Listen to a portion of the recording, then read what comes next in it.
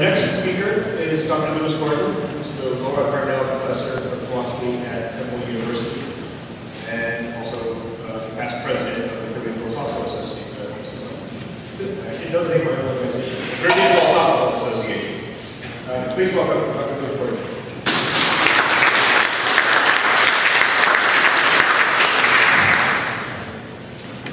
So good afternoon. Bon après-midi, Jean-Paul. Buenos dias, Oscar. And for the young people in here, good afternoon, or we just say well. Wow, here we are. We're at, I have to tell you, I keep hearing the words overwhelmed. And it really is indeed to be overwhelmed to be here, to be in this space. It's not only a holy place in terms of the events here, but it's also such a great tribute to the woman and man it's named after. It's striking. Look, if you look over there, you see the two pillars. In Kemet or in ancient Egyptian, it's called Jeb, right? These pillars. And what's striking, if you look at them, is what you see are hieroglyphs. Okay? And so it's literacy. It's about what it is to be knowledgeable. And it's so brilliant because if you watch, right below it, you see writing, you see? Right? And you follow it as you come around. Everything is literacy to Malcolm talking about the world open to him from reading. And it continues around. It's amazingly, semiologically profound. Right? It totally exemplifies the spirit of what Malik Shabazz, or as many of us say Malcolm X, was about. So thank you for you all being here. We're here to talk about Anthony F. Fleming. Okay? And Anthony F. Fleming is well, as we know, he died 100 years ago. But many of you may not know much about him. The events of his life were extraordinary events. This is a child of the Asian Revolution, a man who was self-taught, and like Malcolm, self-taught. He became an attorney, he became a lawyer, he became an ambassador for Haiti in Paris. And he, in addition to his many achievements, was someone who also took the time to sit down and do what many of us in this room do. He took his thoughts and put them on paper. He wrote. And so that theme we see in here of writing is exemplified in the person we're commemorating today. Now, to get a sense about Anthony Fleming, if some of you would like to get a brief introduction, you could look, I wrote a book called An Introduction to Africana Philosophy, where I talk a lot about the various individuals who contributed to Africana thought. And in there I devote two sections to it. One is in the section where I talk about foundational figures of the 19th century. And then the other part is when I talk about Afro-Caribbean philosophy. Today I'm just going to give a brief intellectual introduction to his thought. And to get an idea of this, I'm going to do two things. The first, I'll start with a quote from him, and it's from The Equality of Human Races. He writes, "I define anthropology as the study of man in its physical, intellectual, and moral dimensions, and he is found among the different races which constitute the human species." Now, one of the things I talk about in an introduction to Africana philosophy is something with which many of you, everybody in fact this neighborhood, is familiar with. And that is the tendency, the moment we hear the word black, to de-intellectualize the subject. You know, it's as if black people don't have ideas, as if black people don't think, as if we have no thought. And of course, if we aggregate our responsibility for thought, if we concede that, then we collapse into a form of dependency relationship. Because it means, in effect, thinking is done by others, and we then become dependent on that thought, which is a form of epistemological colonization. So it means a fundamental thing is to take responsibility for thought. But we have to ask what it means to take responsibility for thought as thought. You see? And one of the things I've argued is that there are three fundamental themes that we should take very seriously when we think about thought that come out of the African diaspora. And those themes are in fact thought that really, because it's a response to the emergence of the modern world, those three themes are the fundamental thoughts by which humanity must struggle today. The first one is what I call is philosophical anthropology. Okay? The second one is the question of freedom and liberation. And the third, as per our technical term, the metacritique of reason. Now, why these three? Well, the first one is pretty straightforward. One of the things we know about the modern world is that the modern world has not been particularly kind to black people. To be black in the modern world is to realize that your humanity has been challenged. But to be black in the modern world is to be designated as property. To be black in the modern world is to be designated as somehow beneath being human. But of course, the immediate difficulty, if your humanity is challenged, is that you may have a knee-jerk reaction to defend your humanity by asserting yourself as equal to those who have challenged you. Right? But of course, if you were to do that, you'll find a problem. Because in that act of defending yourself, you have affirmed the person who challenged you as the standard. So it means if you're going to defend yourself, you have to challenge that person's presumption that she or he has the right to challenge your humanity. And one of the ways you can do it is by first questioning whether the person challenging you is a very good standard of the human being to begin with. After all, who wants to make racism, sexism, homophobia, if we go through varieties of degradations, the standard of how you're going to see who you are. But of course, you may want to make yourself the standard. But you will find that you have a similar problem. You begin to interrogate standards, and the very interrogation of the standard of the human being is what philosophical anthropology is about. Now, the other one is very straightforward. Colonialism and enslavement, well, frankly, they suck. You do not want to be in that condition. And so the effort to be liberated, to be free, that becomes a fundamental question in the modern world. But as we know, a problem in the modern world is that the modern world speaks of freedom all the time, while developing more rigorous implements of enslavement. So in effect, the presumption that to talk about freedom is simply the elimination of enslavement becomes naive.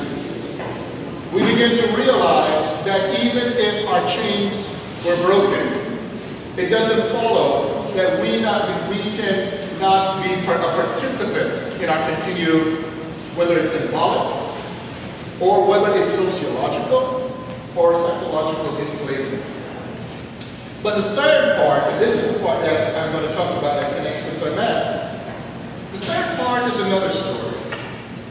Because you see, the stuff I was just saying, at each level, you notice I made a point, philosophical anthropology, or a point about liberation and freedom. But then I began to question the reasoning by which we deal with it. Okay? And that questioning of the reasoning, that becomes the metacritique of reason. Now, why do we question reason? Well, we question reason in a variety of ways. One of the obvious reasons we have for questioning reason is that a lot of reason was used for our subjugation. I, for instance, have a degree in philosophy. And one of the things that anybody who has a degree in philosophy knows is that if you open many philosophy books, well, a whole lot of great philosophers don't have kind things to say about black people. So that means if one is going to engage that area of research, one has to be able to interrogate what is the fallacy at work with how they try to look at the black world. But then there's another situation with reason. And the situation with reason could be looked at in a twofold way. One way is as Frantz Fanon, where the 50th anniversary of his death is part of the meetings here. And oddly enough, I'll mention it again later, Frantz Fanon has a very unusual relationship to Malcolm X. First of all, they were just a month apart. They were both born in 1925. In addition to Patrice Lumumba, Max Roach, I always say, vintage year. Right? But in addition to that, Fanon was very aware of some of the things that were happening right here at home. But the thing that Fanon noticed was, and he said this in front of Laszlo in Black Skin, White Mass, is that there's a tendency when he walked in a room for reason to walk out.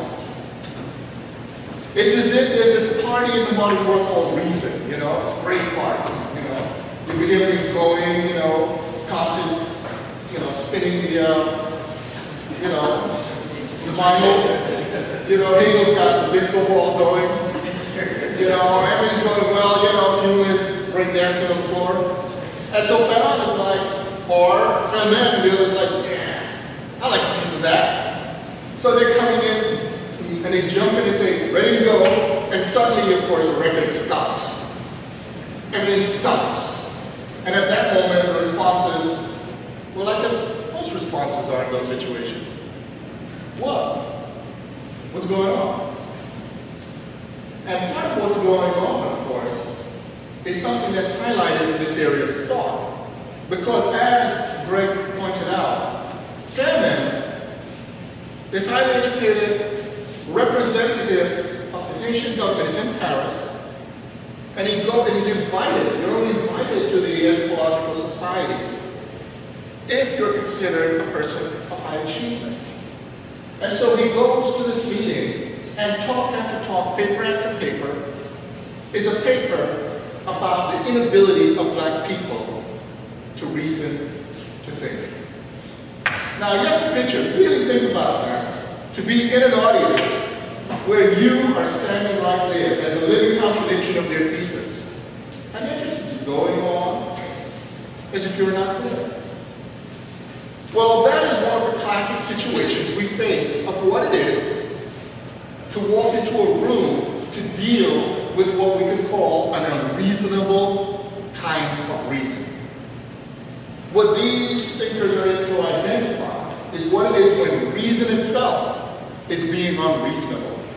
But of course, to respond, I mean, they could get up and say, what are you doing? They could argue with them. They could go through all kinds of gestures.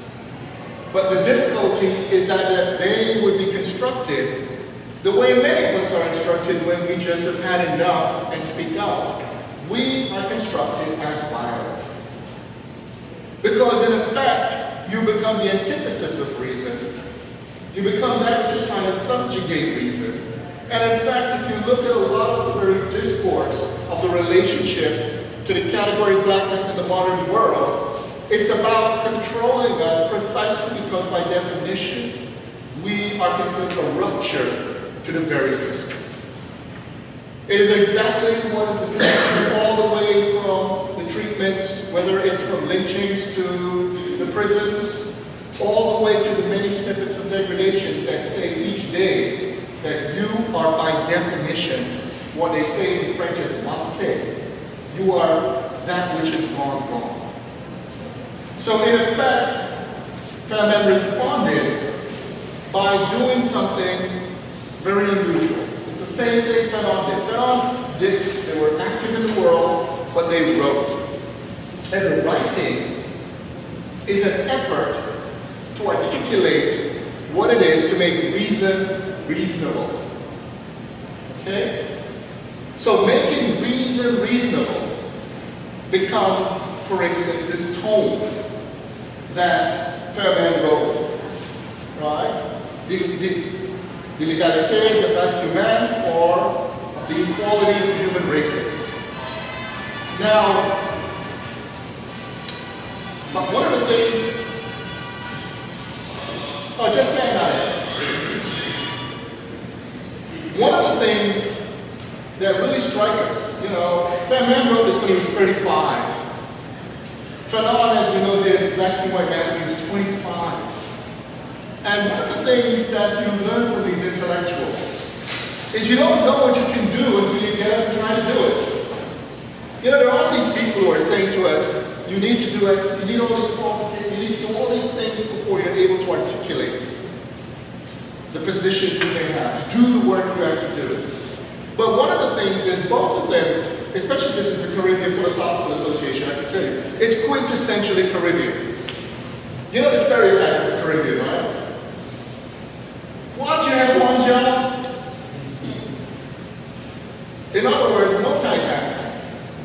Ultimately, the challenge is to articulate as best you can, and you'll find out through the act of doing what your potential is. Now, Fairman took on these three themes: philosophical anthropology, liberation, and a metacritique of reason in a variety of ways. The Equality of the Human Races is a text that's taking on philosophical anthropology. He is also bringing the relationship of intellectual work and institution building together in his involvement not only in the Anthropological Society but as an ambassador to Haiti, and his efforts because he was among those who believed that there needed to be a coherent understanding of a republic in Haiti. But for our purposes, he's going to take on the actual argument in a rather interesting way.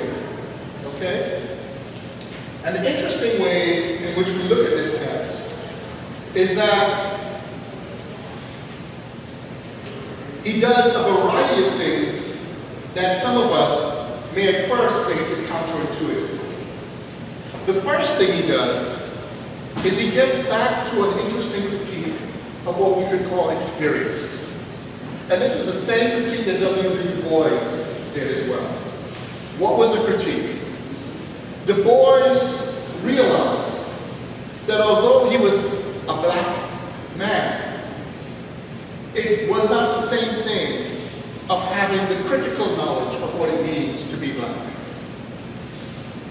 In other words, he had to find the intellectual, the theoretical resources to interrogate the very question of how he is interrogated. It is in effect then an examination of what it means in Du Bois's language to be a part. The second thing he had to do was to take on, at as radical a level possible, the very question of the means by which we're able to do intellectual work. In today's parlance, we call that the conditions of possibility. And this is a form of argumentation that has affected many of us to this day. Many of us, even down to popular politicians, are talking about the conditions for the possibility of the things we want. And this is a form of argument that's been attributed to Immanuel Kant, the great German thinker, but it actually preceded Kant. And among the people who preceded Kant with this form of argumentation was an African philosopher by the name of Wilhelm Hamel. And some of you may not be familiar with Wilhelm Hamel, but Wilhelm Hamel was a professor of philosophy at the University of Halle in Germany in the 18th century. And Kant hated him. Oh, if you want to see some of Kant's most racist diatribe, and Oscar is a scholar of Kant, you know. You don't want to get him talking about Hamel or about black people. It's pretty bad. But one of the things with the condition of possibility argument, its formal term is a transcendental form of argumentation or a critical philosophical argument, is that it's an argument in which you have to articulate necessity, but you cannot articulate necessity the ordinary way. And this becomes crucial because you can't do philosophical or intellectual work without the possibility of necessity. How so? I'll give you an example. I wish Patrick was here because he could verify this. A little more than a decade ago, we went to a philosophical meeting in which it was Jorge Garcia. And he was giving a talk. We were walking, we saw the talk advertised. The talk's title was, "Does Race Exist?" So Patrick Henry and I looked at each other and said, "Well, we want to know." So we went to this meeting. Oh wow, Steve was there too, it was in Boston. We went to this meeting, and there was this scholar going through an hour and a half essay on this question. This guy, and he was monotone. So as he's going on, it's one of those things where before you know it, you look around and the heads are popping. After a while you hear, and then you realize it's, well, at least I realized it was me. And then as time goes by, I finally heard, "So, does race exist?" And at that moment, cheers, everybody was. And you know what he said? "Maybe." Well, philosophy, science is not supposed to give you maybe. What, maybe? Man, it's a good thing it wasn't the Renaissance period, We'd have had a burning that steak and some fruits, But, maybe. And what Kant, all the way through to Fairman understood, was that there's this complicated question of how one deals with necessity. You see? Necessity. And it's even more complicated, Fairman realized, if we try to deal with it in the category of the human sciences. Because as you know, when you study human beings, the worst thing to tell a human being is, you're about to do X. Because at that moment, the human being says, well, now I decide to do Y. And if you say, well, I do that, then the person says, I'll go back to X. In other words, there's agency. Fairman took on the question of modern science and human science in two ways. The first critique he had, and it's a critique that a lot of black thinkers have, a lot of feminist thinkers have, which means it pisses a lot of people off. And that is, the first critique was that modern science, especially of the human, was unscientific. In other words, to tell them they're not even doing what they claim to be doing well. So you could imagine that. The response was, who's this black man? Who does he think he is? Telling us we don't do science well. And so he proceeded to articulate it in terms of the second part. The second one was the very question of a problem of human study. And there, human study, which is supposed to be anthropological, he accuses it of actually not being anthropological. He pointed out that a lot of what passed off as anthropology was ethnology and ethnography. But already within the framework, they did something that is a profoundly problematic thing to do for any human study. And the profoundly problematic thing to do is exactly what Du Bois also noticed 20 years later. And it's what Fanon articulated 70 years later. They all pointed this out. The problem with the way a lot of modern human science study human beings is to set the condition of the study that the human being not be a human being. In other words, it wants a dehumanized study of the human. And in effect, it requires to do that, taking the human being outside of human relationships. So by raising the question of what it is for the human being to be understood inside human relationships, what Fairman was doing was in effect articulating way ahead of his time what it means to be a relational thinker. And a relational thinker is a thinker who understands that the human being, as we want to study the human being, is in a framework of meaning, culture. It's connected to Drusilla Cornell and Ken Hadfield Westhead. There he is. They articulated in their recent book, in their study of Cassera, because Cassera understood this as well, that we human beings emerge as human beings if we're able to live in a world of symbolic, meaningful life. Okay? And so, with that in mind, I'm going to move so we can get to discussion. Fairman then began to outline one of the important aspects in terms of how we understand the human being. And one of them is to understand what an anti-black, for instance, approach to the study of black people, for instance, would be. And that approach makes black people into problems, you see? And in fact, it fails to examine human beings in a relationship in which they face problems by making them the problems themselves, okay? And this is a theme in a lot of black thought. For instance, when Jean-Paul Sartre came to New York, he quickly looked at Richard Wright, who knew what to do to take it to this neighborhood, took it to Harlem. And you can imagine Jean-Paul Sartre in Harlem. He's hanging out with Richard Wright. And what he says is, Richard, sorry, Jean-Paul, that's good. This is the way French sounds to English speakers. Richard, could you tell me about the black problem? And Richard Wright turned to Jean-Paul Sartre and said, the black problem? There's no black problem in America. There's a white problem. Right? Well, that theme is in a lot of black.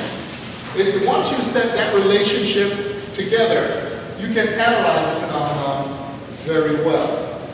And one of the things that Fairman points out is that by making them into problems, we create an overdetermined object of study. You see? It's the reason, for instance, every one of you in this room, especially those of you who are social scientists, but you have to be a social scientist to know this. Have you noticed that there are many things that turn out to be the #1 cause of death for black people? Black women in the room. Haven't you noticed you have so many #1 causes of death for black women? And these days they love to add this one, black men. How do you have so many causes? Basic social science tell you there's only one #1 cause. But I can guarantee you, you go look at the internet, you're going to find about at least 20 #1 causes of death. And that's because, analytically, if black people are related to the problem, the real cause there, the subtext that's missing, is what they're really saying is the real cause of death for black people is being black people. You see what I'm getting at? And that's why you can have so many #1 causes. Well, Fairman was working on the interpretive tools to understand this. And one of the things he says, and this is a fascinating thing, and I like this because it relates a lot to some things I've thought about. I'll read a short quote. He says, particularly in the field of anthropology, one must beware of exclusive specialization, for it narrows the mind's horizons and renders the intellect incapable of considering every facet of a given reality. Now, one of the things he means by this is that the human being exceeds the conceptual tools through which we try to subjugate the human being into an analysis. As a consequence, because the human being is broader than the disciplinary tools we have, what we have to do is to have the disciplinary tools communicate, not to capture the human being, but to articulate the openness of the human being. That, in his way of looking at it, is what I call disciplinary decadence. It's when one has a critique of the methods by which the people are made into problems through a failure of the methodology. We know this. There are many social scientists who study, for instance, many black communities, and if the people don't fit the theoretical model, they don't ask the right question. They don't say, what's wrong with the model? You know what most researchers say? What's wrong with these people? You see what I'm getting at? And so the identification of trying to bring back the critical question of what's wrong with the discipline becomes a very important, in fact, revolutionary tool for the human sciences.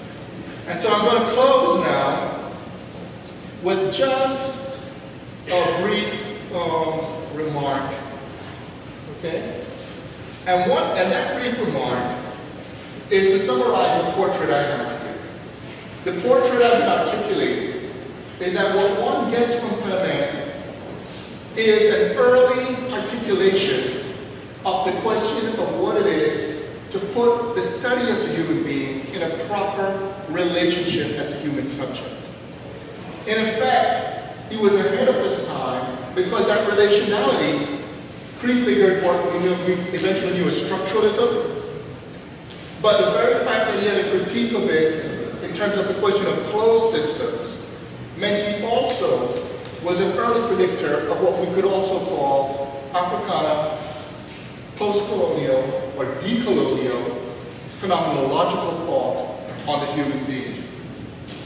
And it's with this now, there's a lot more at work. I'm just giving you an outline of a problematic, because in the text he goes through all kinds of details. He talks about our relationship to Egypt. He talks about the complex question of how one deals with beauty, particularly how it becomes gender inflected. He talks about so many things that it makes you wonder, how could somebody in 1835, when he wrote it in 1884, do so much? I think it becomes a crucial task for us in places like here. I know, for instance, if Malcolm were alive, he would agree with me with this. It's important for us to begin the task of now learning from those of us who are ahead of their time. When Fanon was writing, people wondered, his book wasn't like a bestseller and so forth, but they missed the point. He wasn't writing for those people. The people, when we think of intellectuals like those, I always imagine them as people in a desert island putting messages in bottles that go out to sea. And we are fortunate enough that those bottles have landed on our shore.